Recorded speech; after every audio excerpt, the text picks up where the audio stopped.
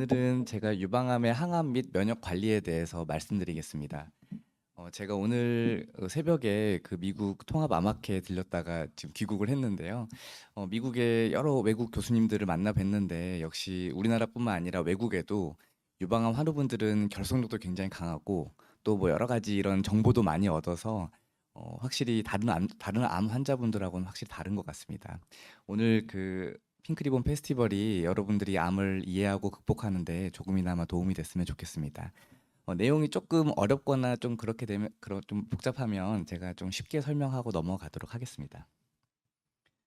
먼저 유방암이란 이제 먼저 암에 대해서 이해를 해야 되는데요.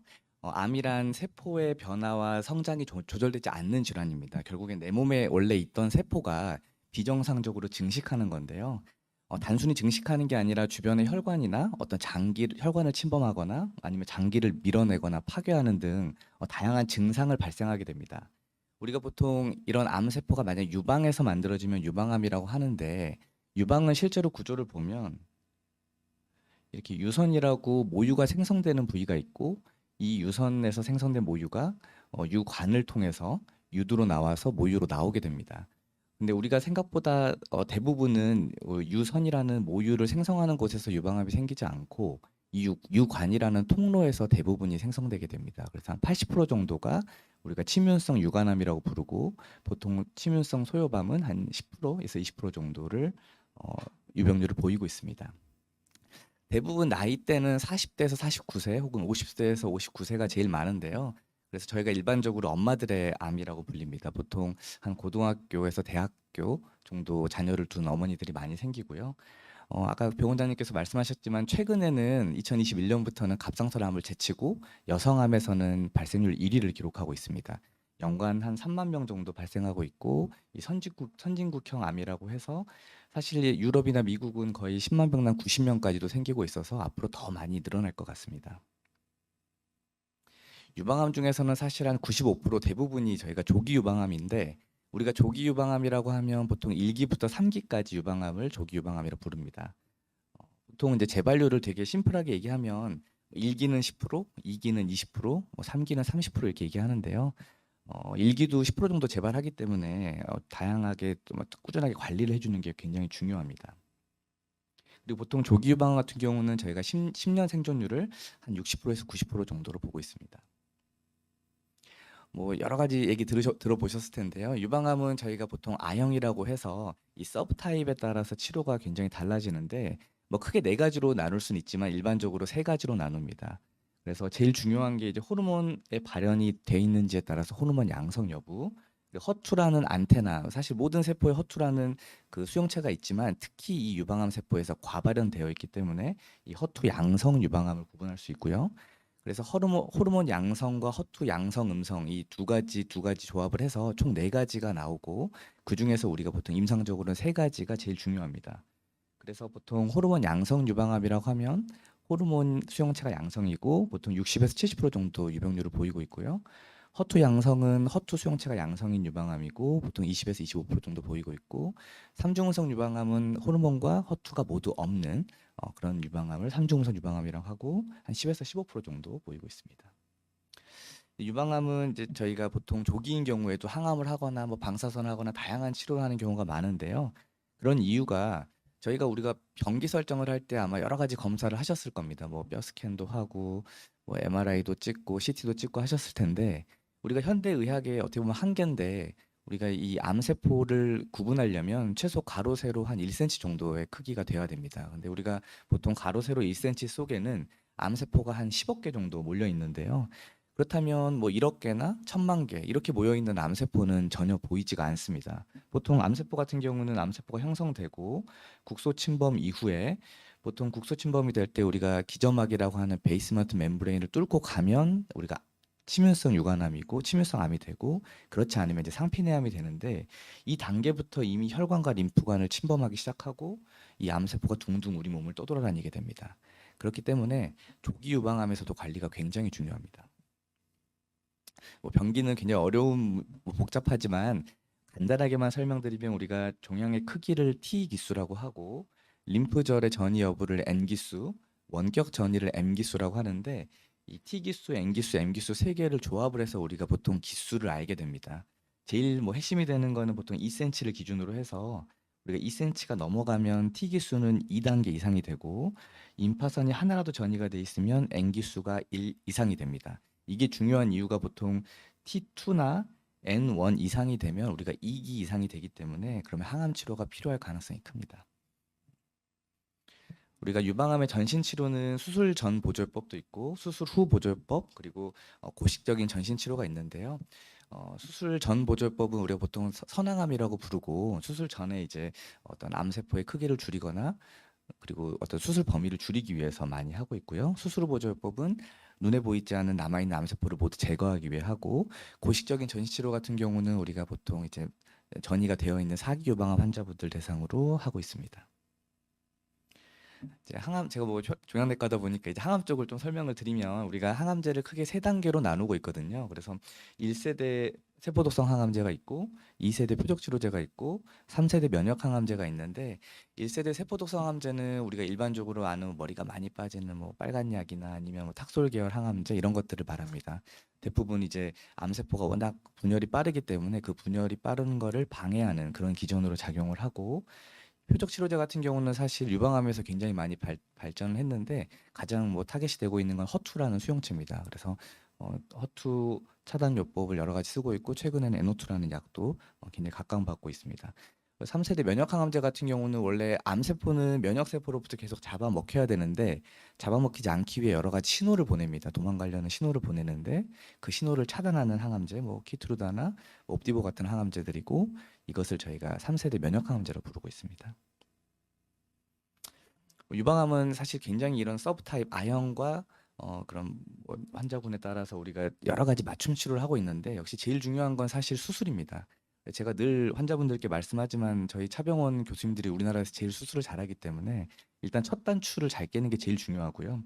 거기에 맞춰서 그 이후에 뭐 항암 치료나 방사선 치료 이따 양고은 교수님께서 설명 주시겠지만 이런 치료들이 들어가게 됩니다. 뭐 보통 호르몬 양성 유방암 같은 경우는 세포독성 항암제에 항에스트로겐 요법, 호르몬 차단 요법을 같이 쓰게 되고 허투 양성 같은 경우는 세포독성 항암제에 허투 차단 요법을 같이 하고 삼중음성 유방암은 세포독성 항암제에 최근에는 이제 면역 항암제가 결과가 좋아서 면역 항암제를 같이 쓰고 있습니다. 뭐 구체적인 약은 뭐 호르몬 차단, 호르몬 수용체 양성인 경우는 CDK4/6 억제제라는 약을 많이 쓰고 있고요. 뭐 버제니오나 이런 약들. 허투 같은 경우는 트라스주맙 그리고 퍼투주맙이라는 항암제 그리고 에너투, 캐사일라 뭐 이런 약들을 많이 쓰고 있습니다. 최근에 허투가 약하게 발현되는 환자들도 에너투를 쓸 수 있고 삼중음성 유방암 같은 경우는 보통 키트루다를 많이 쓰고 있습니다. 그리고 그 외에 이제 여러 가지 임상 연구가 진행되고 있어서 다양한 항암제들이 개발되고 있습니다. 이제 유방암은 이렇게 할 수 있는 일반적인 대학병원에서 할 수 있는 표준 치료도 있고요. 저희 암통합진료센터에 대해서 조금 말씀드리면 저희 암통합진료센터는 이제 일반 대학병원에서 하지 못하는 다른 치료들도 여러 가지 하고 있습니다. 근데 보통 우리가 면역 치료라고 하면 일반적으로 우리가 면역 관문 억제제만을 얘기하는 경우가 대부분입니다. 이제 면역 관문 억제제가 아까 말씀드린 이제 암세포가 항암제로 그 암세포가 면역세포로부터 도망가는 그 기전을 차단하는 약인데 그 외에도 사실 여러 가지 면역 치료가 가능합니다. 예를 들면 사이토카인이나 세포 활성화요법 이런 것들이 예전에는 이제 여러 가지 시도가 됐었는데요. 특히 뭐 뇌 종양 같은 경우는 인터루킨 2 요법 같은 게 많이 시도가 됐었는데 지금 크게 효과가 없어서 좀 사장이 되고 있지만 저희가 하고 있는 사이모신 알파나 미슬토 같은 면역 주사 이따가 설명드리겠지만 이런 요법들도 일종의 사이토카인 및 세포 활성화 요법이 됩니다. 그래서 암 환자분들에게 도움이 되고 있고요. 면역 세포 이식 요법 같은 경우는 사실 저희가 림프종 같은 경우는 카티 요법이라고 해서 거의 림프종이나 그 다발골수종 같은 경우는 완치에 다다를 정도로 90% 이상의 치료율을 기록할 정도로 굉장히 특별한 세포 요법인데 그래서 지금 급여도 되고 있습니다 우리나라에서. 근데 아직 뭐 카티 요법 같은 걸 할 수는 없지만 이뮨셀이라고 해서 우리 몸에 있는 T 세포를 밖으로 꺼내서 배양을 시켜서 다시 집어넣는 이런 치료들도 저희 병원에서 가능합니다. 그리고 암 백신요법은 사실 요즘에 굉장히 많은 임상 시험이 진행되고 있는데요. 거의 1세대라고 볼 수 있는 이뮤노시아닌이라고 하는 이뮤코텔 상품명은 그런 치료들은 일종의 우리 몸에 이제 CD176이라는 그 암세포에 특화된 암세포에 많이 발현되어 있는 단백질을 타겟으로 하는 항체를 형성하게 하는 백신 요법입니다. 그래서 이것도 할 수 있습니다. 암 사멸 바이러스 요법도 역시 많이 개발되고 있습니다. 우리 몸의 면역 체계를 보면 굉장히 면역 관련해서 관심이 많으실 텐데 우리가 보통 선천 면역과 후천 면역 두 가지로 구분하는데요. 선천 면역은 우리가 1차 방어, 비특이적인 면역이라고 해서 어떤 외부의 물질이 들어왔을 때 즉각적으로 반응을 보이는 것들입니다. 뭐 만약 기침을 하거나 점막에 막 분비물이 나오거나 이런 것들이고 실제로 암세포를 잡아먹는데 제일 중요한 면역은 후천 면역, 획득 면역입니다. 그래서 2차 방어막이고 특정한 뭐 세포나 바이러스에 감염된 그런 세포들, 암세포들 이런 거를 사별하는 데 중요하고 대부분은 사실 림프구가 작용하고 있습니다. 뭐 B림프구, T림프구 그리고 NK 세포라고 자연살해 세포 들어보셨죠? 이제 그런 것들이 굉장히 이런 후천 면역에 중요합니다. 아까 잠깐 설명드렸지만 저희가 하는 요법 중에 사이모신 알파에 대해서 간단하게 설명드리면 이제 사이모신 알파는 저희가 예전에 그 우리 흉선이라고 해서 흉골 이 가슴 뒤에 있는 면역 조직인 흉선에서 1960년대 발견된 건데 보통 사춘기 때 한 30에서 40g까지 이렇게 커집니다, 흉선이. 그러다가 70대가 되면 6g으로 10분의 1로 주는데 이 흉선이 하는 역할이 사실은 우리가 T 림프구라는 이 암세포를 공격하는 데 굉장히 중요한 이 림프구가 골수에서 미성숙한 상태에서 만들어집니다. 그 다음에 나중에 흉선에서 이제 성숙화가 되는데 사실 뭐 네가티브 셀렉션이라 해서 이제 잘 트레이닝된 T 세포를 골라서 이제 밖으로 나오게 되는데 그때 사이모신 알파가 굉장히 중요한 역할을 합니다. 근데 이게 나이가 들면 이렇게 줄어들기 때문에 이거를 보충해 주는 요법이라고 생각하시면 됩니다. 그래서 보통 이 사이모신 알파는 뒤에 말씀드린 티말파신이라는 아미노산 28개로 되어 있는 펩타이드 성분인데 이거를 주입해서 여러 가지 효과를 보게 되고 강력한 면역 증강 호르몬으로 면역 기능을 재구성합니다. 그래서 면역 조절자 기능으로 뭐 수지상 세포나 세포독성 T세포, 뭐 NK 세포, 뭐 MH 클래스 1이라는 이 암세포를 잘 인지하는 적을 잘 인지하는 그런 단백질 발현도 증가시켜서 사실은 뭐 암뿐만 아니라 다른 뭐 그런 감염 질환이나 아니면 면역 억제 질환 이런 데에서도 다양하게 쓰이고 있습니다. 티말파신 자체는 식약처 분류 코드로는 이 약품 자체가 기타의 종양 치료제로 등록이 되어 있습니다. 그래서 저희가 사용하고 있습니다. 미슬토라는 것은 아마 많이 들어보셨을 텐데요. 우리가 보통 크리스마스 트리 때 미슬토 아래에서 뭐 키스하면은 뭐 사랑이 이루어진다 뭐 이런 얘기가 있는데 이제 숙주나물에 반기생하는 식물입니다. 우리말로 하면 겨우살이 식물이고 학명으로는 비스쿰 알뵼이라고 하는데 제가 이번에 독일에 연수를 다녀왔는데 독일은 거의 뭐 암 환자분들이 굉장히 많이 미슬토를 쓰더라고요. 우리나라로 치면은 뭐 산삼이나 인삼처럼 한 뭐 100여 년 전 이상부터 왜 이게 효과가 좋은지도 모르고 암 환자분들한테 써보니까 효과가 좋아서 계속 쓰게 된 건데 실제로 어떤 성분이 있는지는 최근에 이제 밝혀졌고요. 최근에 밝혀진 바로는 렉틴하고 이제 비스코톡신이 두 개가 핵심 물질입니다. 특히 렉틴 같은 경우는 여러 가지 그 사이토카인들을 분비를 해서 이 면역을 활성화시키고 이 비스코톡신 같은 경우는 알파체인, 베타체인 뭐 이런 게 있는데 이런 것들이 이 세포 속으로 들어가서 리보좀을 파괴하는 역할을 합니다. 그리고 그 외에도 뭐 다당류나 소포 그리고 베타 엔돌핀 분비를 활성화시키면서 이제 암 환자들의 삶의 질을 증대시킵니다. 저는 이제 실제로 미슬토는 사실 서브큐로만 줄 수 있는데 이제 암 세포에 직접 직주하기도 하거든요. 그래서 이제 유방암 환자분 중에 외부로 이렇게 많이 이렇게 돌출되는 환자분들 그러면 굉장히 냄새도 나고 그쪽으로 썩으면서 삶의 질도 떨어지는데 그쪽으로 직주를 이렇게 해보면 실제로 암 세포가 굉장히 말랑말랑해지면서 이렇게 녹나 싶을 정도로 그렇게 변하는 걸 볼 수 있습니다. 비스쿰 알뵼 같은 경우도 역시 식약처로 항종양 치료제로 분류되어 있기 때문에 저희가 어, 그 기타 종양 치료제로서 암 환자분들에게 쓰고 있습니다. 이제 뭐 여러 가지 얘기를 드렸지만 사실 이제 어떤 생활 패턴 관리가 굉장히 중요한데요. 유방암 같은 경우는 이제 운동 같은 경우 이제 다양하게 뭐 수술 직후도 있고 뭐 방사선할 때도 있고 항암할 때도 있지만 운동을 꾸준하게 하는 건 매우 중요합니다. 운동은 모든 연령의 여성에게서 암의 발생률을 감소시킨다고 당연히 알려져 있고요. 사실 수술 직후에는 이제 여러 가지 부작용이 생길 수 있으니까 좀 피하는 게 좋고 수술 이후에는 뭐 공주무르기 운동 아니면 이제 팔을 이렇게 손등에 환부를 올려서 머리 위로 올려서 좌우로 돌리는 운동들 그리고 등 쪽으로 해서 최대한 뻗는 운동 그리고 귀를 잡는 양쪽으로 뭐 여러 가지 운동을 통해서 조금씩 이렇게 그 환부를 부드러워지게끔 유지하면은 더 이제 붓거나 이런 게 좀 줄어들 수 있고요. 특히 이제 항호르몬 요법이나 이제 폐경이 되는 경우가 많기 때문에 살이 찌는 경우가 많습니다. 그래서 아마 뭐 이제 폐경 이후에 그 아로마타제 억제제 같은 약들을 쓰는 분들이 많을 텐데 특히 이제 체중 관리를 잘 해주시는 게 굉장히 중요합니다. 지방세포에서 여성 호르몬이 계속 나오기 때문에요.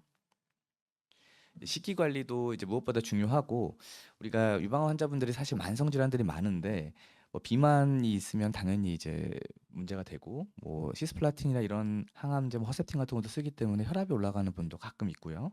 그리고 여러 가지 이런 항암 치료 이후에 당뇨가 생기거나 아니면 뭐 타모xifen 이나 아로마타제 억제제를 쓰는 경우에 뭐 뇌졸중이나 고지혈증 같은 게 생기는 분도 간혹 있고요. 물론 이 약하고 연령이랑 이런 게 다 복합되어 있기 때문에 꼭 약 때문에 그렇다고 할 수는 없지만 그런 것들이 생길 수 있고 특히 호르몬 억제제 같은 경우는 뼈 건강에 유의해야 됩니다. 그리고 중간에 아마 그 BMD 검사 그 검사들을 하는 걸로 알고 있습니다.